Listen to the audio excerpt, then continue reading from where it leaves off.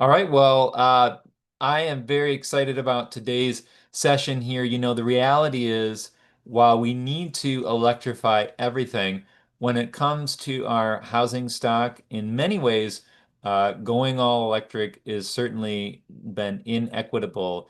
And so, if many people move towards electrification and others are left out of it, it's going to cause a lot of problems. So, not only do we need to fully electrify, but we need to do it equitably so that people are not burdened in one way or another by our movement towards electrification. And so we are always continuing this conversation about equitable electrification, always looking for new ideas, new topics, new speakers about it.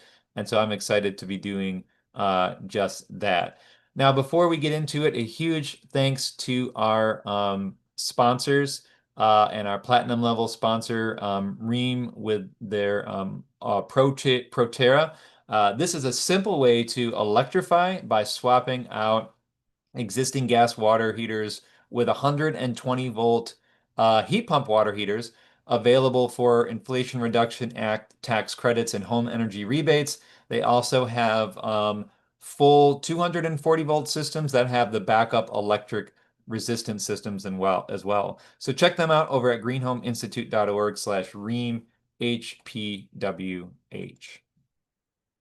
All right, again, welcome everyone to Equitable Residential Electrification, Policy Analysis, Climate and Health Benefits, and Implementation Strategies. This session is brought to you by the Green Home Institute. The Green Home Institute is a nonprofit with a mission to empower people to make healthier and more sustainable choices in the renovation and construction of the places we live. Today, I will be your moderator. My name is Brett Little, and I am the Education Manager here. As always, our courses are approved for and submitted for multiple continuing education units, as well as our certified green home professional designation in two of the pillars, health and energy. AIA Health, Welfare, and Safety may make it applicable to your state-based design or contractor license. We got a little exercise for you today that's coming up at the end. And so I'll drop this link in the chat and it will be available, or you can scan the QR code there now too. But before we get into it here in the next 40 minutes or so, you can quick go in, create an account, and you'll be ready because this will be an interactive session at the end. We'll be walking through this, and so we want you to do that as well. So with that, I'm real excited at this point now to hand it off to our speaker, Jordan Joseph. Jordan, glad to see you. Glad you could join us. Welcome, and please take it away. Thanks again for the intro. I'd also like to thank the Green Home Institute for the opportunity to present here today, and all of you for attending. So a little bit about me. I was raised by a single mom who supported 5 kids on about what I make as a PhD student. That's my mom and my 4 younger siblings in that picture in the top right corner. We've been the beneficiary of a number of public assistance programs like SNAP, as well as LIHEAP, the Low Income Home Energy Assistance Program, and the Customer Assistance Program, CAP, through our utility. And sort of the motivating factor for in a senior engineering capstone that I did whenever I was in my senior year of undergrad, worked on improved cook stove interventions in rural Guatemala. And then I got to transition into home energy efficiency retrofits in U.S. disadvantaged communities during my PhD program here at Carnegie Mellon. So the presentation today is going to cover a bit of background on community disinvestment and disparities. So specifically why we should care about equity, a little bit of background on residential energy usage and electrification, what I mean by economic feasibility, and then also methods of quantifying climate change impact and public health outcomes, and some actionable insights.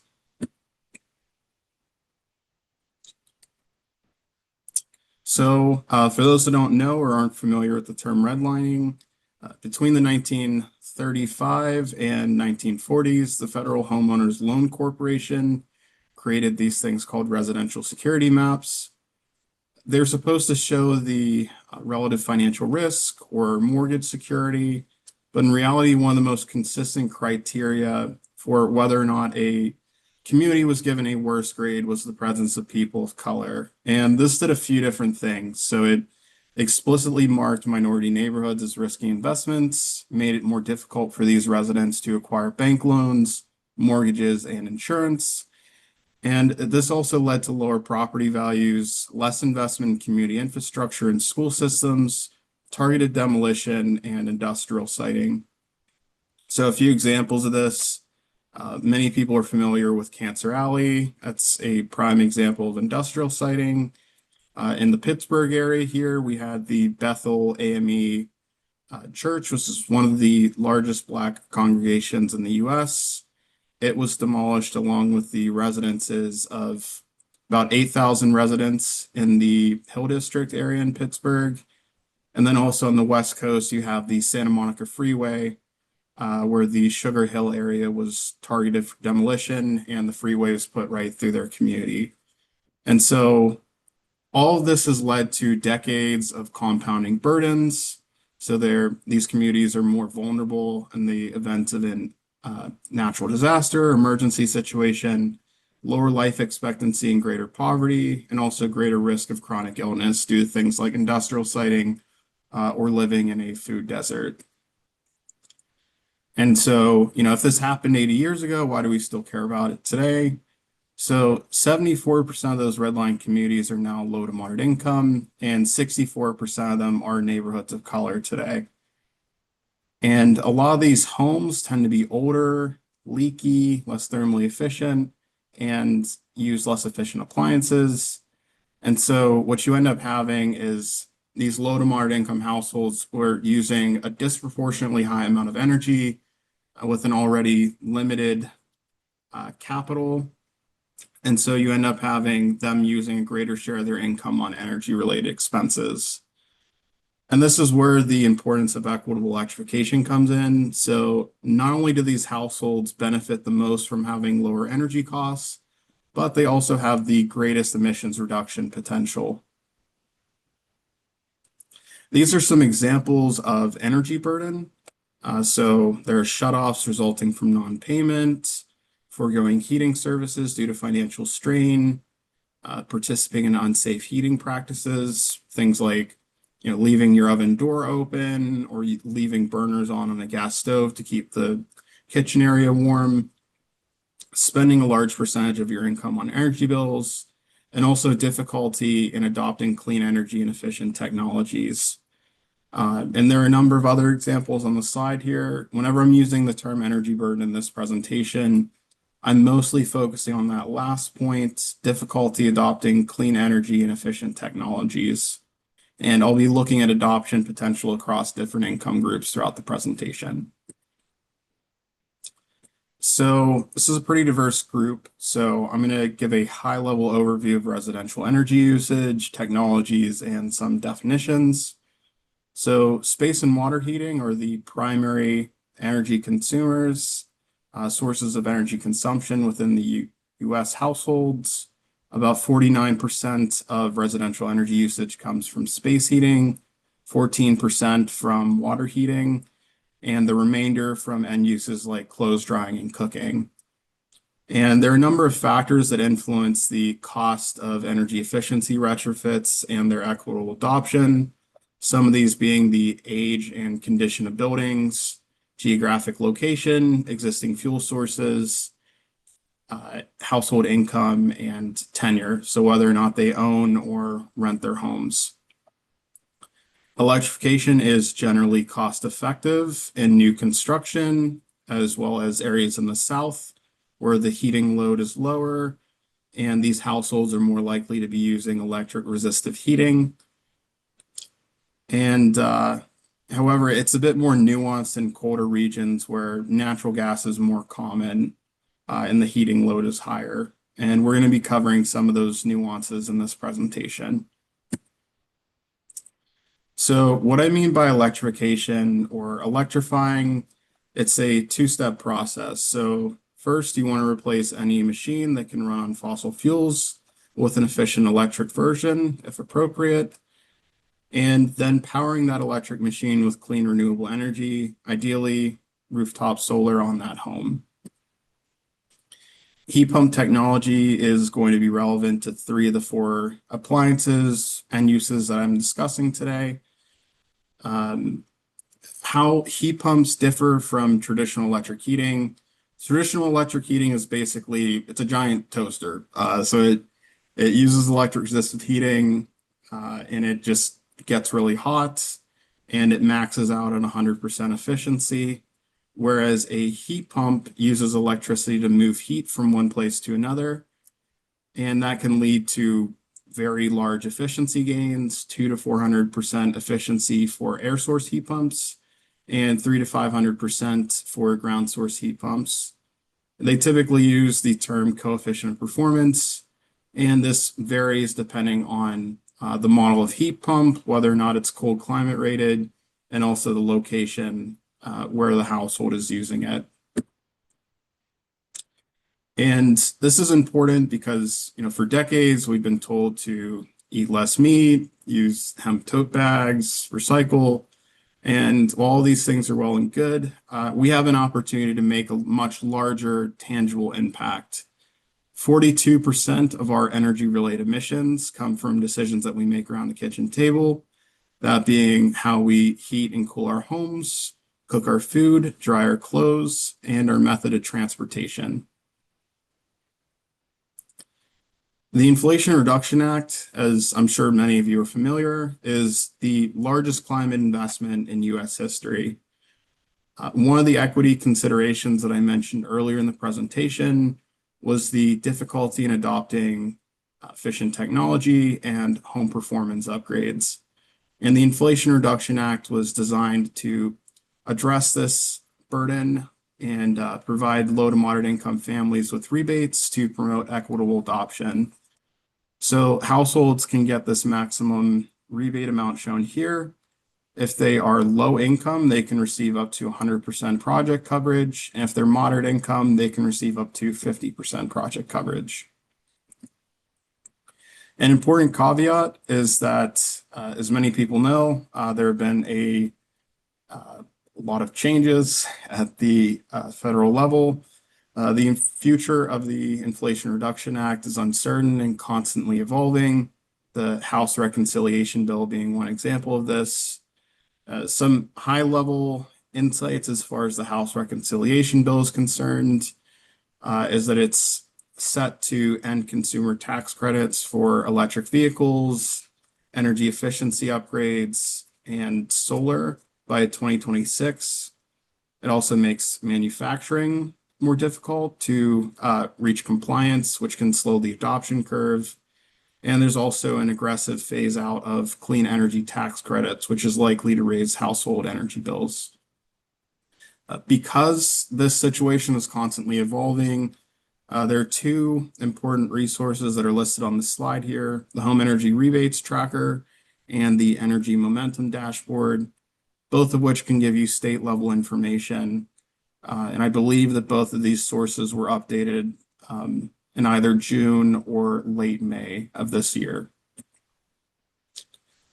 So, as I mentioned before, I'm going to be focusing on four major end uses, that being space heating, water heating, clothes drying, and cooking in US homes. So the specific retrofits that I'm going to be exploring in this presentation are air source heat pumps for space heating, heat pump water heaters, heat pump clothes dryers, and electric glass top radiant ranges. Electric induction ranges are also an option. Specifically, a low-cost option is to have an induction cooktop. I focus on the electric ranges, just the regular resistance glass top radiant range, because in this study we're looking at replacing the entire range, not just doing a cooktop retrofit. And the glass top radiant range tends to be about half the price of induction. And because we're focused on low to moderate income retrofit adoption, that's the end use that we chose to focus on for this presentation. So this is a high-level overview of the model that I built. So essentially, we started with this resource called the NREL End-Use Saving Shapes. They have this 2022.1 database with annual energy consumption and household metadata. we use this household metadata to estimate capital cost and uh, the the annual energy consumption for both baseline and retrofit, post-retrofit energy consumption to get the lifetime operational savings. And we also monetized and discounted the damages from avoided emissions. And both the public and private impacts factor into a holistic adoption potential metric. And we're going to be returning to the individual components of this model. I know that this is like a lot of information on the slide, so don't worry, we're going to be stepping through this bit by bit. And I'm also happy to address questions at the end of the presentation. So the NU Savings Shapes database relies on ResStock from NREL. They use this to statistically represent the US housing stock. They couple this with physics-based computer modeling. So many here are probably familiar with Energy Plus software. That's what they're referring to. And they couple this with high-performance computing. And they essentially provide a giant CSV file with information for each of the representative dwelling units across the US. And so they model one representative dwelling unit for about every 240 actual US homes. For economic feasibility, we're talking about whether or not the operational savings outweigh either the incremental costs versus just doing like for like replacement whenever the equipment fails, or the total project cost itself. So that's less and more willing to pay. Those two equations in the bottom left corner. We assume various equipment lifetimes depending on the end use, and we consider a household less willing to pay if they achieve a positive net present value, essentially just breaking even over the course of the equipment lifetime, assuming total project costs, and they're more willing to pay if they just recover at least the incremental cost. And so again, you can think of this as the incremental or net equipment capital cost is essentially how much extra you would pay to, say, do a air source heat pump retrofit versus doing a like-for-like replacement with a natural gas furnace. For climate change impacts and public health outcomes, we use this series of equations here. For greenhouse gas emissions, we use Cambium long-run marginal emissions rates. And also just want to take a step back to say that all of the data that we use is publicly available, and we're also working on creating a publicly available tool, making this TARE model that I described publicly available and in a format where, anybody can use it. So essentially just going to be hitting a number of keys, and you can get a community level case study in under an hour. That's the goal here. Moving back to this, long run marginal emissions rates account for both post-combustion and pre-combustion. So that includes things like fugitive emissions from natural gas infrastructure leaks. And for criteria air pollutants, we also use publicly available data. We use Cambium, two different Cambium scenarios, a high electrification scenario and their mid-case scenario. We get the difference between those to get the marginal electricity generation from electrification. And then we calculate the percentage of generation from different sources. Say we're assuming like 50% comes from natural gas. We then multiply that natural gas fraction by the national emissions inventory emissions factors, add all those fractions up, and that gives us a whole like per kilowatt hour emissions factor that we can use for each grid. We also account for the 5% transmission and distribution losses as well. So our adoption potential metric, it's essentially whether or not this is a good investment from a household savings perspective. And if they don't break even on either the total or net capital expenses, Do the public benefits from climate change mitigation or public health outcomes warrant additional investment? So we've categorized these into 4 different tiers. Tier 1 being feasible, so they recover the total project costs. The retrofit pays for itself. Tier 2 being feasible versus alternative, so they recover whatever the premium is with the retrofit versus doing a like-for-like replacement.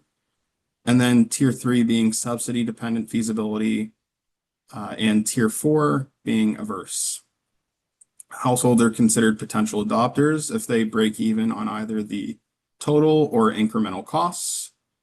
And they're considered Tier 3 if those additional public benefits would warrant, say, an additional subsidy to encourage that adoption. Tier 4 households are considered averse because they have high upfront capital costs, low operational savings, and insufficient reductions in climate-related emissions and criteria air pollutants. So now we're going to transition to the results produced in our analysis. So some high-level results here, just to orient everybody to what's going on the slide. Again, I know that there's a lot on here. On the y-axis, we have retrofit adoption potential percentage. On the x-axis on the bottom, you have the different fuel type and income groupings. So again, the fuel type is whatever the existing fuel source is in that home. And again, all of these charts here are for air source heat pump retrofit adoption. The subplot on the furthest to the left, that is air source heat pump only, so no enclosure upgrades. The center plot includes some basic enclosure upgrades, and the one to the far right is an enhanced enclosure upgrade. So you can see here that the Inflation Reduction Act rebates. Again, another thing to point out here, this first bar is for no Inflation Reduction Act, and the bar right next to it is for the IRA reference case. So the leftmost bar in each of these groupings is no rebates. Rightmost bar is including the IRA rebates. And so you can see here that the Inflation Reduction Act improves overall air source heat pump adoption potential to 24%. And there's another 38% that have subsidy-dependent feasibility or subsidy potential. So what I mean by that is subsidy potential, sorry, I cannot speak today. I got like 4 hours of sleep. Subsidy potential is the salmon or orange color there. Those are the cases where they don't break even, but there are significant climate and health benefits. Low to moderate income adoption potential patterns show the effectiveness of our rebate programs.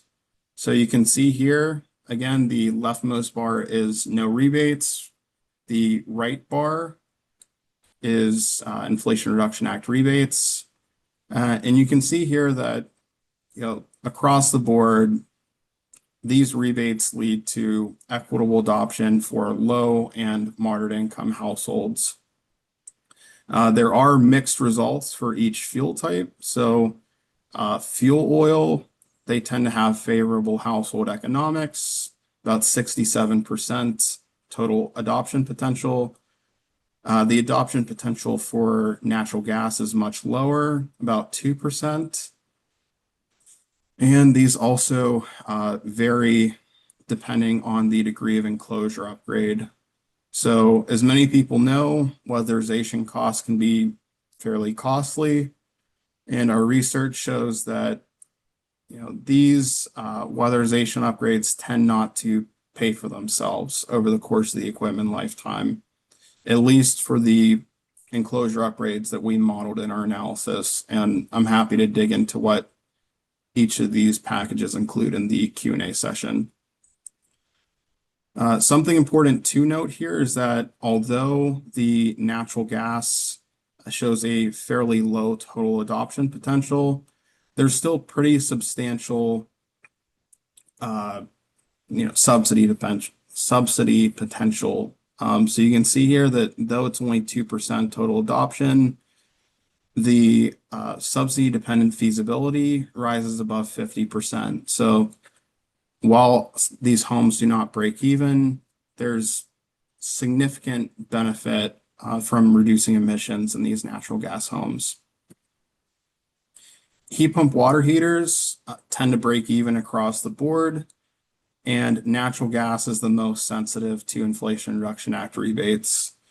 So you can see here that the total adoption potential is about 18%.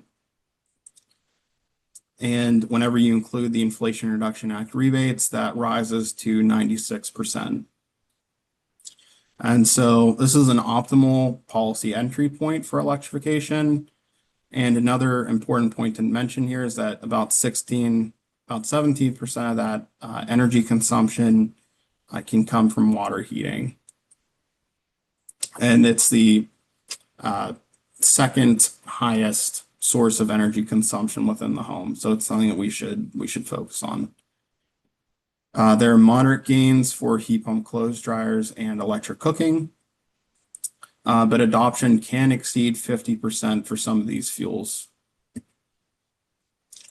And a high-level overview here, you can see that the Inflation Reduction Act rebates significantly increase adoption potential by a factor of 2 to 3 for air source heat pumps, 2 to 6 for heat pump water heaters, 6 to 13x for heat pump clothes dryers, and by a factor of 3 to 9 for electric cooking ranges.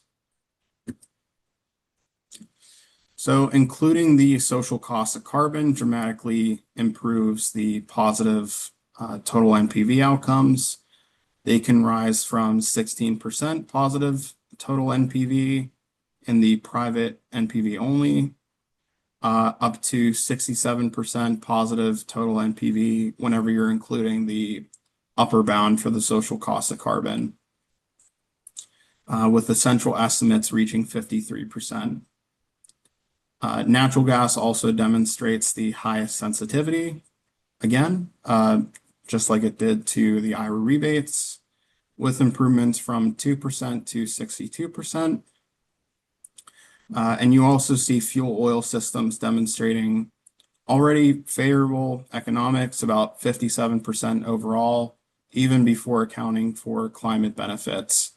And this raises to 78 to 99% after including subsidy-dependent factors. Electrifying space heat across the board leads to positive health outcomes. You can see here that the majority of homes would benefit. So on the y-axis there, you have the health NPV. So that's the discounted damages from criteria air pollutants.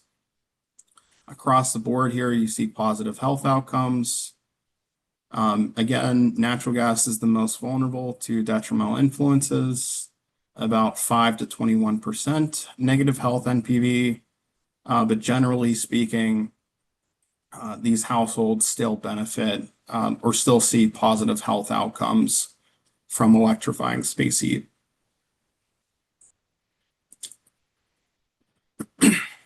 So as I mentioned before, there's a lot of uncertainty in federal policies that have shifted the implementation focus to state and local jurisdictions. Notably, resources to support equitable clean energy deployments like the Climate and Economic Justice Screening Tool and the Department of Energy's Local Energy Action Program have been discontinued and their web pages were taken down.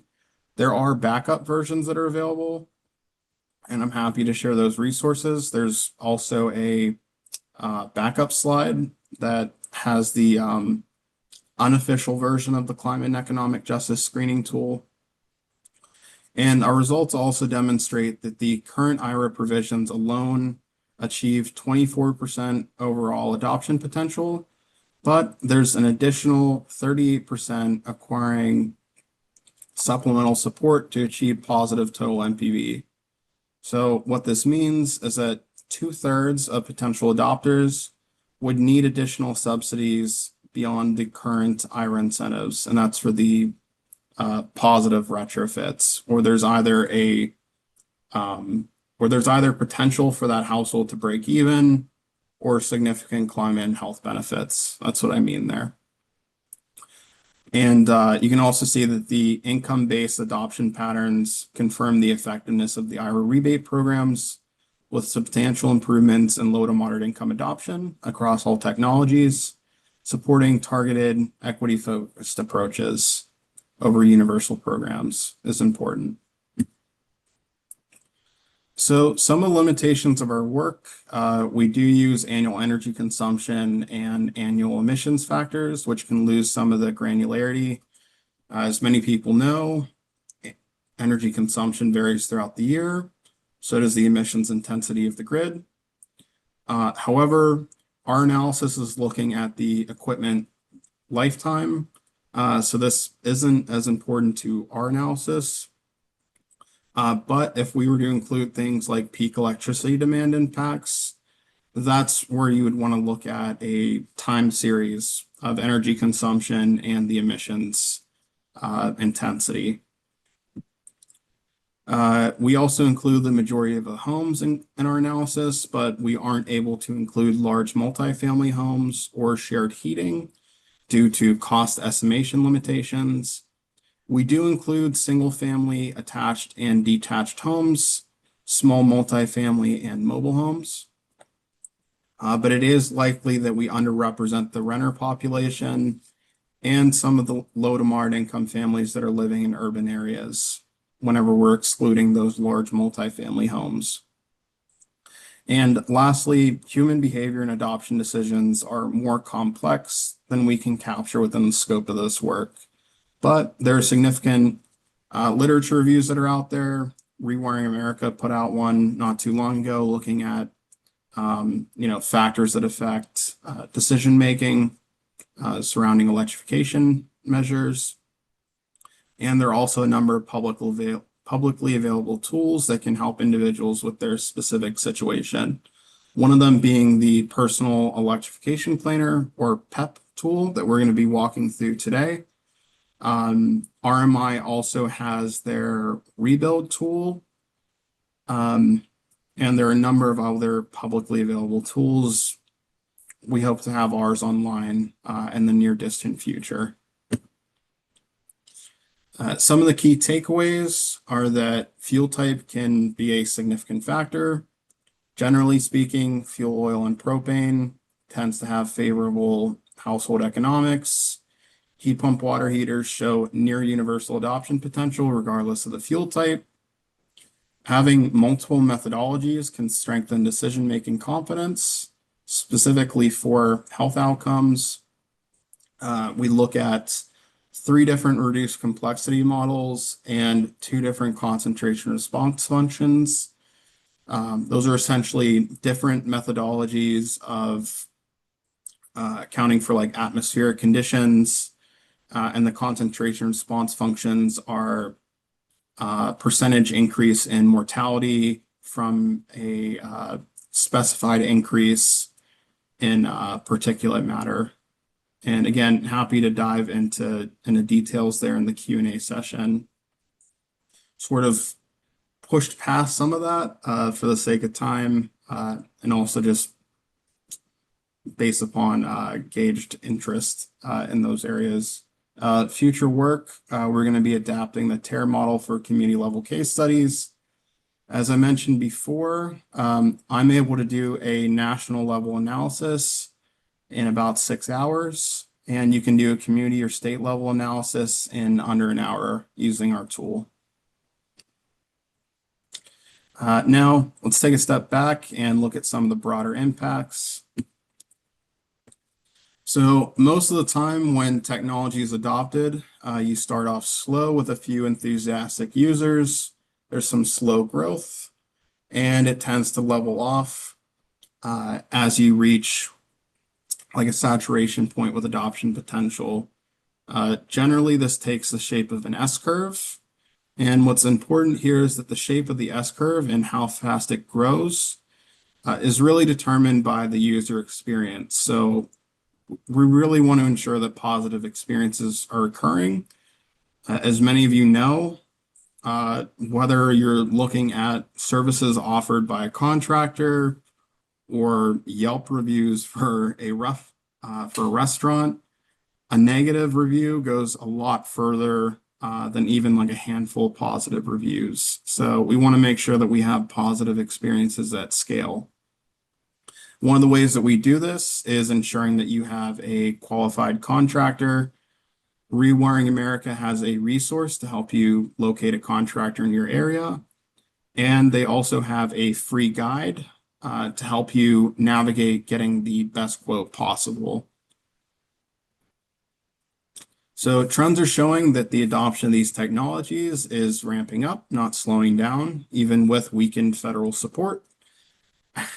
Air source heat pump sales are now outpacing fossil fuel heating systems, and increased demand for these technologies and the electricity needed to support them coming online means the creation of new clean energy jobs.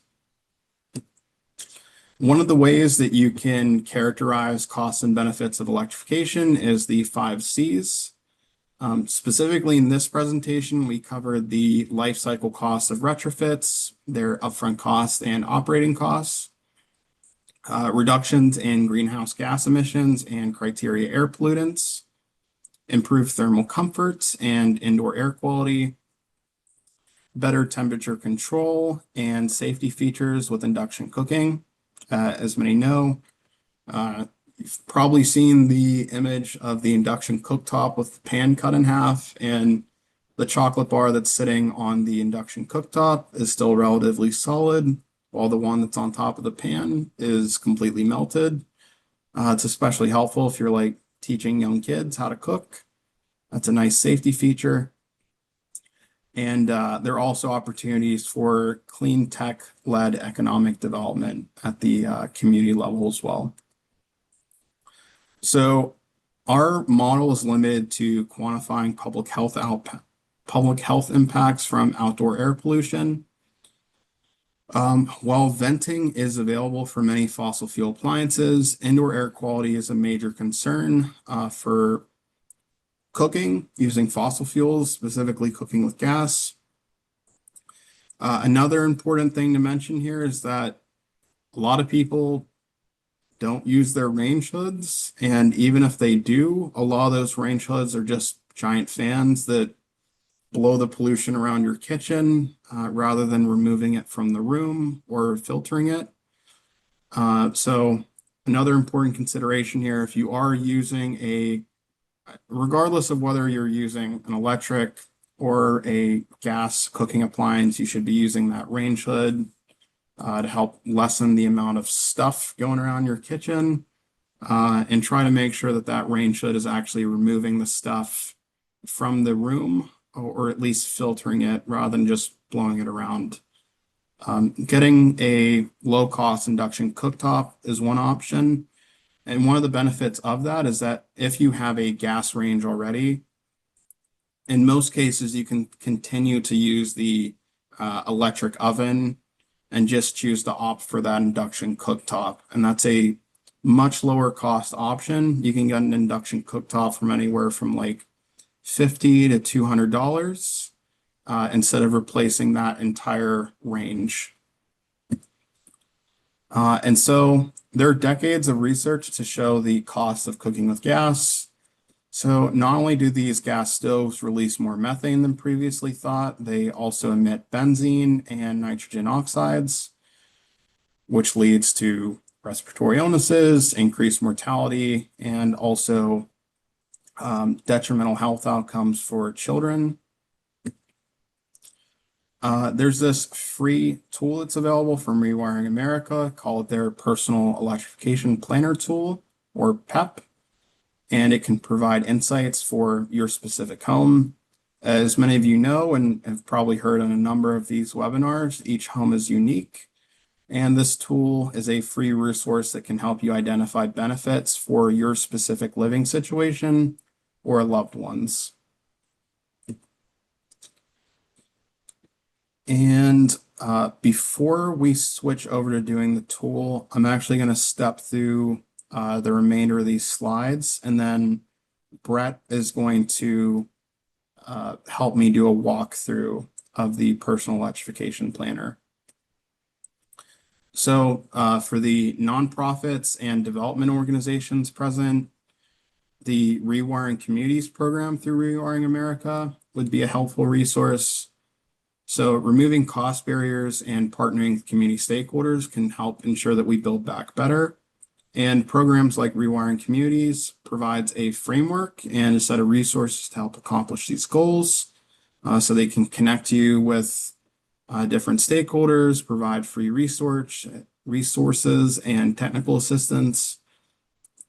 And prioritizing equitable electrification is one of the many ways that we can empower communities. And a high-level overview here. For households, it's important to plan ahead of time, and when it does electrify, you can get a home energy audit and use free tools like the Personal Electrification Planner or PEP. It's important to be strategic with weatherization as it can be costly.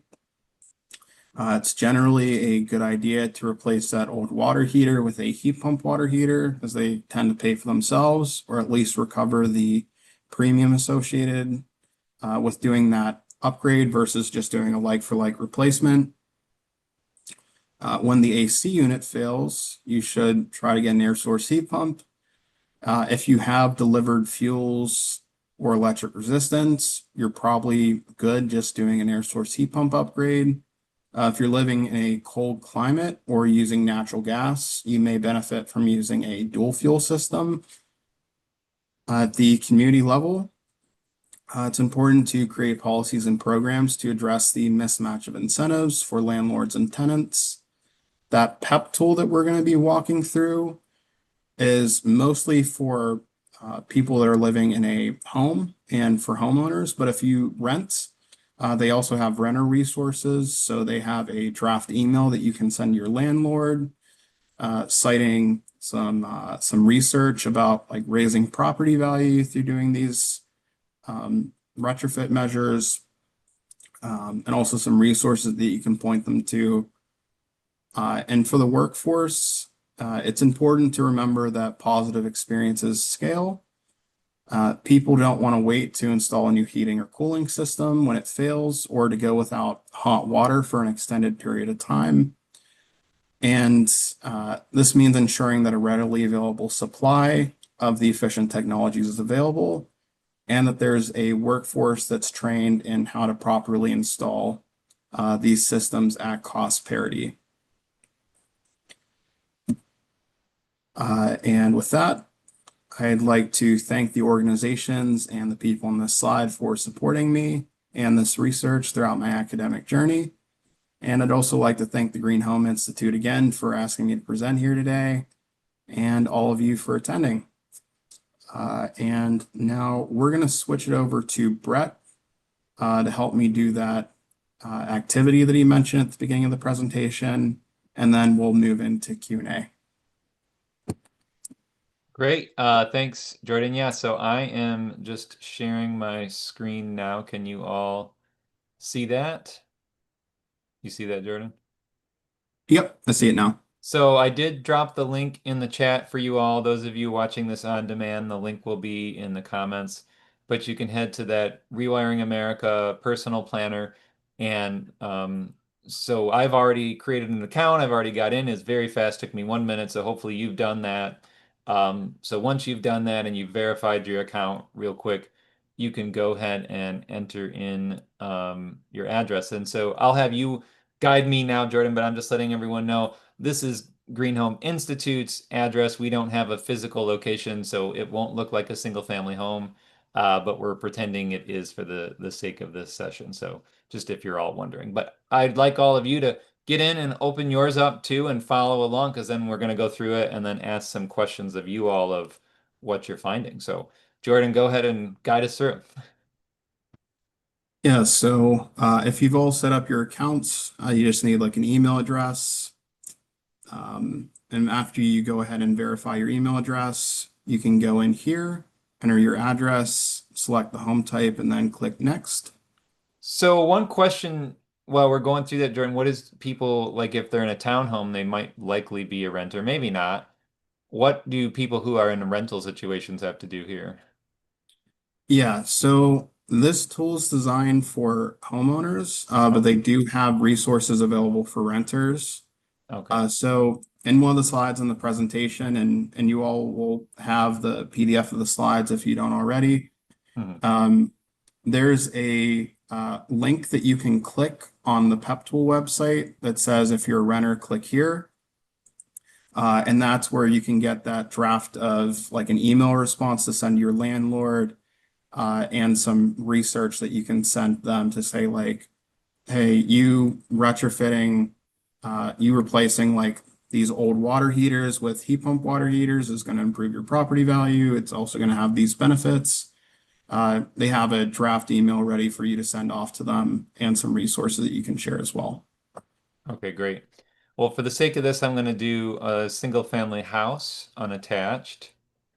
And so you'll see our location will come up looking more like a commercial building, which it is. But again, imagining when you're doing this, you all have it set up and you're, looking at a household. So what are we looking at here? Yeah, so once you enter your address, it's going to auto-populate some of this information. Yeah. So it'll give you your square feet. You also have the option to edit any of these fields. Again, it's just auto-populating them, but you can fill it in with whatever your, fuel source is, the system you have available, square footage. And after everything looks correct there, you can just click next. And what would you suggest just for the sake of this? I mean, typically we have here in Michigan, we have forced air furnaces, um, central AC probably. Um, yep. Yeah, these all look pretty typical. Does this look like kind of what you want to look at? Yep. All right. Yeah, and so now you can pick a couple motivations for electrifying. And so it's going to have these on your main landing page. As I mentioned before, every home is unique, everybody's situation is unique. And so keeping these motivations in mind, it'll help you navigate some of the suggested projects for you to work on. Yeah. I'd imagine most people want to have lower bills and new equipment, right? I mean, if their equipment's broken and their utility bills are high, does that sound like the right typical Yeah. motivations? Yeah, generally like lowering energy bills and improving health and comfort is up there. Oh, yeah, Usually that's true. followed by like lowering climate impact. Yeah. We'll go with those. Oh, and then You also have the option. they want to get into Yep. electric vehicles. Yeah, you also have an option for an electric vehicle. So We'll you can just just fill this out, we'll just leave it whatever your I see. Yeah, we'll just leave it like that. and then you can just fill in whatever your as I mentioned, everybody's situation is unique. So the reason that they ask for this information, like your annual Yeah. household income and filing status, is it helps you identify both federal incentives that you qualify for and some local incentives that might be available in your specific, jurisdiction. Yeah. Well, and I'm glad this is here because there was a question about how someone determines the salary range that would otherwise make them low income. And, Jordan, maybe you can share a little bit, but, my understanding is when it comes to income qualifications, you have federal poverty limit, FPL, which is kind of a national way of looking at it, and you have area median income, which is usually more of like a county way of looking at it. But in all cases, there's not like one salary. It's like a chart of salaries going, getting higher and higher, and then people in the house going the other direction. And you sort of, the higher your salary is with the more people, the more you may be classified as income qualified. And those numbers are all very different depending on the program and all of that. So is that kind of like the engine that's going on behind this? Yeah, so The IRA rebates refer to they use low income being 0 to 80% of area median income, Hmm. and moderate income households are 80 to 150% area median income. Hmm. And middle to upper income households is anything above 150. And they don't qualify for the IRA rebates, but something important to note here is that in my presentation, I'm focused solely on like it's a national level analysis, and we're looking at Okay. federal rebates. Incentives vary by state Hmm. pretty considerably. And that's why this tool is so helpful, is that it can help Yeah. you find some of those local incentives. Yeah. So I'd imagine just just trying to get to the income qualified, maybe somewhere around here is probably where we're at. I'd imagine so. And so I see here it kind of these numbers change, right? Mhm. Based on what you're putting in here. Like it looks like if I put in, just all of a sudden my numbers of resources drop, correct? Yeah. Yeah. Yeah. So let's just, I guess, go with that and see where that brings us.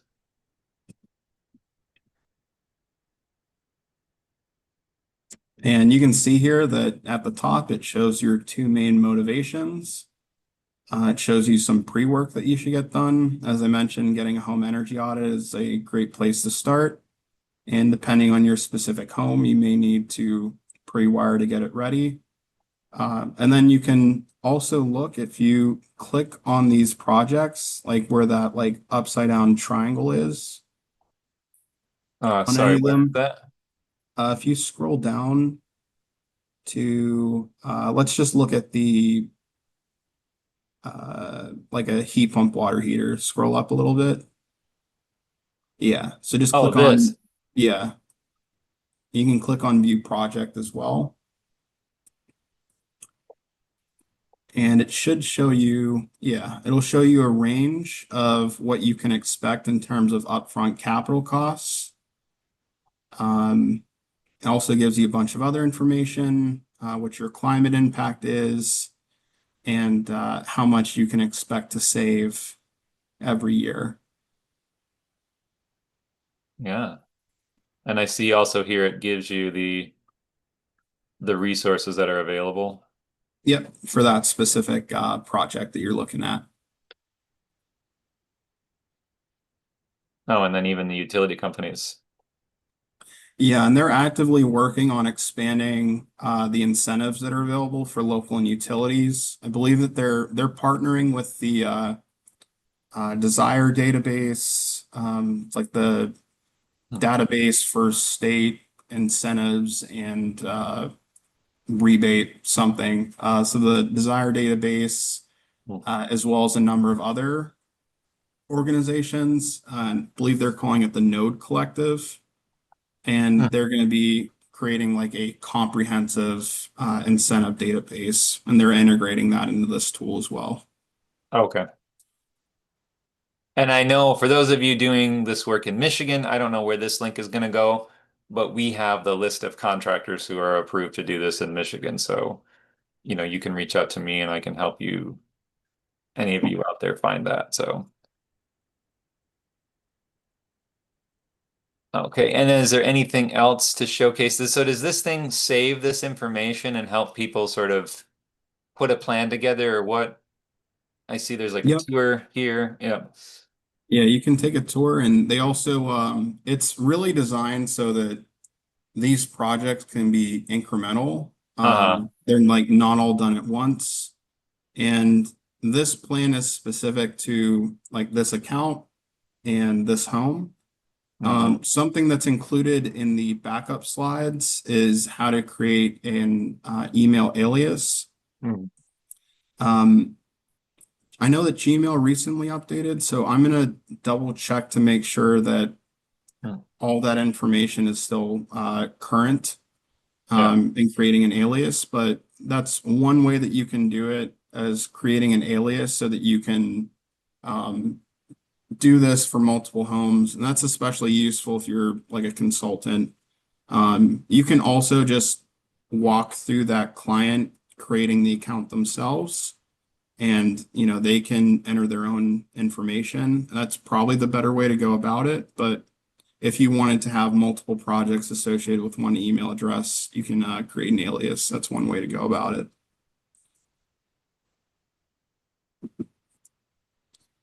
Great. Well, before we wrap up this, as anyone who's going through this right now, did anything jump out to you or anything you want to share on what you all are seeing with this?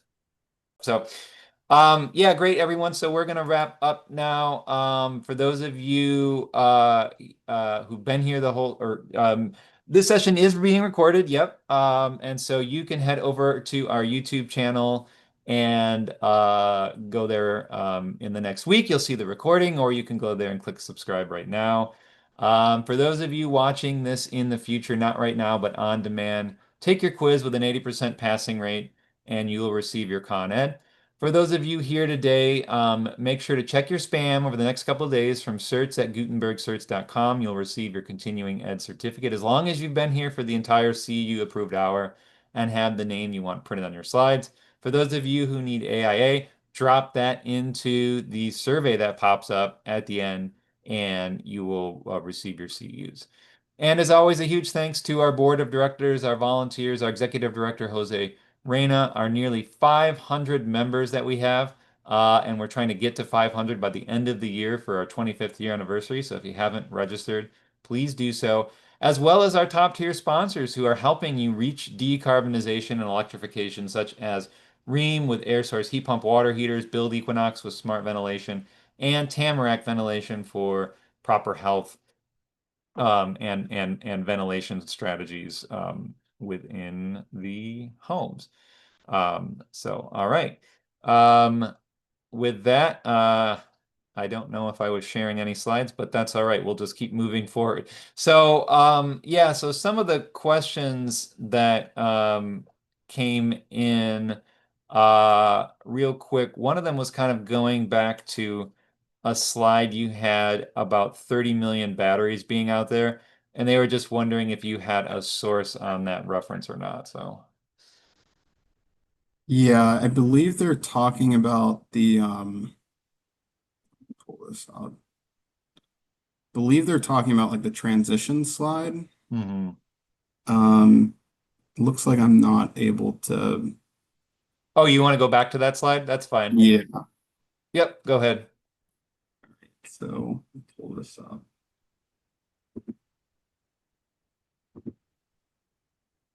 Okay. Are you seeing everything? Yep. Okay. So believe they're referring to, so it's both in the transition slides and this here. So I should have all of the I should have a source in the bottom left corner on all these slides. Oh, yeah. Okay. This specific source comes from the Why Electrify course from Rewiring America, which Yeah. is like part of their electric coach certification program. Yeah. And the quote came from the Volts podcast. But there should be sources on each of the slides. And somebody else had asked about And the I wonder energy if that 30 warranty. million batteries wasn't 30 million households. Because there are some homes, I've seen photos with like 10 batteries in a home. These are the off-grid folks, right? So I wonder if that's kind of where that number is coming up, like not necessarily 30 million households, but 30 million batteries that have been distributed to households. Would that be more Yeah, of an accurate number? yeah, I would say that's a more accurate number. Yeah, One of I the think, one of the yeah, numbers they throw around is like, we need to electrify 1 billion machines, right, and that's what they're referring to here is like 30 million batteries in aggregate, 220 million vehicles in aggregate. right. Yeah. So there might be 220 million vehicles, but maybe one person owns 40 of those. You Yeah. know, right, Yeah. like the car collector who's helping tag that number up. So, um, yeah. Okay, cool. That was, I think, the clarification because it did seem high. So jumping into a specific question here. Obviously there's the most of the rebate programs try to make an attempt to give you incentives based on a utility bill saving or a carbon reduction. But clearly, there's a health and safety thing here. And so, someone's question, and I'm going to just kind of add to it a little bit, was, where are the resources? What are the suggestions for resources where we tap the health and safety aspect of these kinds of things so that someone's identifying someone who might be living in a household, for example, that could be affected by extreme heat, and they get the resource via the health aspects, not the energy savings per se, or both, right? They can compound the two, braid the funds, we call it. And are you seeing anything like that, or what's being advised from the health standpoint? Yeah, I would say I think one of the things that I mentioned is that our presentation was focused on outdoor air pollution, like the Yep. models that we used, the reduced complexity models. They're essentially like simplified versions of these concentration chemical transport models or CTMs. And you can go to the website. It's called cases.us. Hmm. If you're interested in doing the analysis, and our model also has that data listed in it. For the household specifically, a lot of these appliances are they are vented. The one that tends not to be or isn't vented sufficiently is the one that's the most problematic, and that's the cooking appliances. Hmm. And so, as I mentioned, in a lot of cases, they're just a big fan that's like Yeah. blowing it around the kitchen rather than Yeah. like filtering it or actually like removing it from the household. And there are a number of like, I mean, there's been decades of research to show that Hmm. having those gas cook stoves and being exposed to them, especially like kids or elderly Yeah. folks, can lead to respiratory illnesses and a number of other health issues. Sure. And let me be, I guess, and let me get into the question a little bit more. So they were speaking health more about um, widespread heat waves. And so a Gotcha. lot of people don't have air conditioning. And so you had mentioned kind of at the end dual fuel applications. So again, if we run an analysis for a dual fuel application and someone doesn't have AC, it actually ends up going against any of the intent of the carbon saving programs because their carbon and cost will go up. But what's not factored into the whole modeling system is the fact that somebody, uh, you know, isn't going to suffer from being exposed to extreme heat because now they have a dual fuel heat pump that's cooling them off. Yeah. So, do you know where that ever comes into play with these programs, or are there, lobbying to make that happen?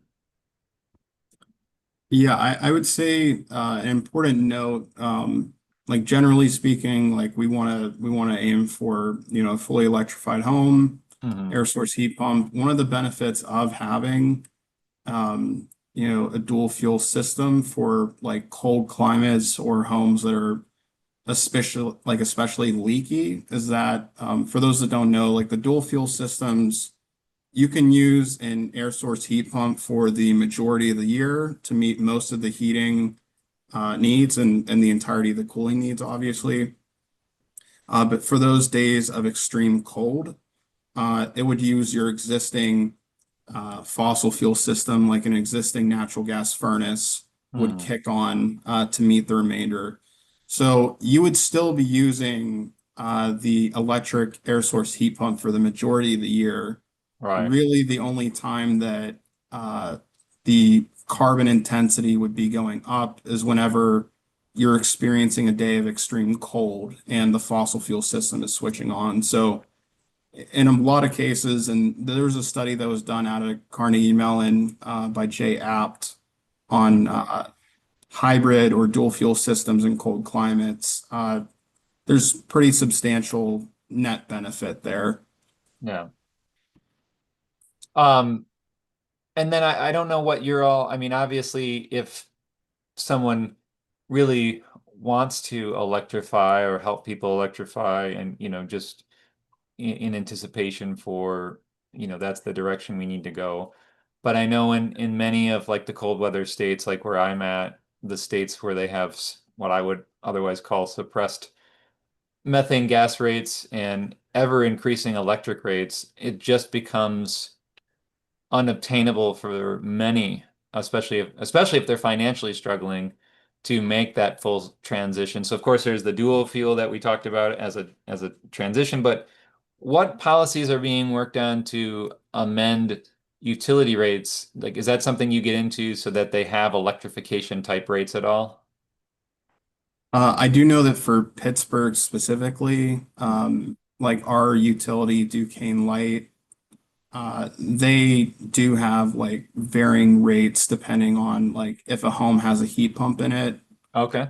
There's a different rate, and so some utilities are a bit more progressive, and they do have like lower electricity rates if you have certain efficiency measures going on in the home.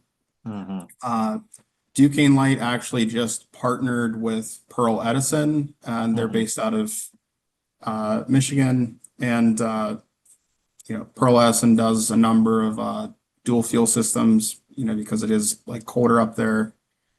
Hmm. But they're partnering with Duquesne Light to help the Pittsburgh region electrify Sure. households here. Great. Well, I don't see any other questions here, Jordan. So I, really appreciate your time and coming on with us and walking us through these important issues. Again, where can you just remind people to go to get for more information or learn more? Yeah, so the backup slides and the presentation slides, they have a lot of the information. Some of the questions that were asked about dashboards and other resources, the links are embedded in those slides, and Okay. so are the source materials. Um, you can always connect with me on LinkedIn.